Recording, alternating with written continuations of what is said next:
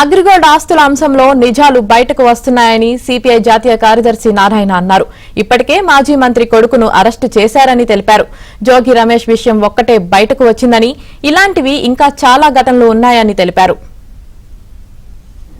ఇప్పుడు అగ్రిగోల్డ్ సంబంధించి ఒక మంత్రి కొడుకు అని చెప్పాడు. దీనికి కూడా కారణం చంద్రబాబు నాయుడు. మొట్టమొదటి చంద్రబాబు ముఖ్యమంత్రి అయినప్పుడు మేము డైరెక్ట్గా పోయి అగ్రిగోల్డ్ వాళ్ళతో మిస్టేక్ చేస్తే దాని మీద పనిష్మెంట్ జరుగుతున్నాయి. వాళ్ళకి అప్పటికే ఒక 21,000 కోట్ల రూపాయలు ఆస్తి ఉంది. వాళ్ళు ఇవ్వాల్సిన మొత్తం 6,000 కోట్ల రూపాయలే. మేము దాదాపు 34 లక్షల మంది దానికి సభ్యులుగా ఉన్నారు, దానికి పనిచేస్తున్నారు.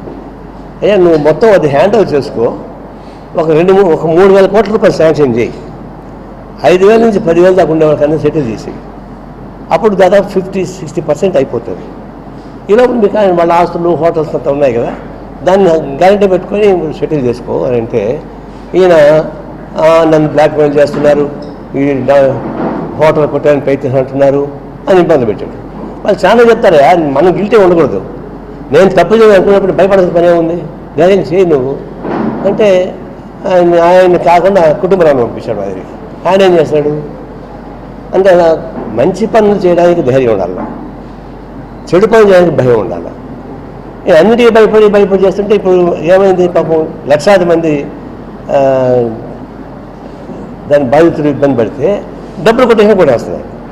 జోగి రమేష్ ఒకటే బయటపడింది, ఇంకా చాలా ఉన్నాయి. ఆస్తులు ఎక్కడెక్కడో ఉన్నాయి, ఏడున్నాయంటే ఊహించుకోలేదు.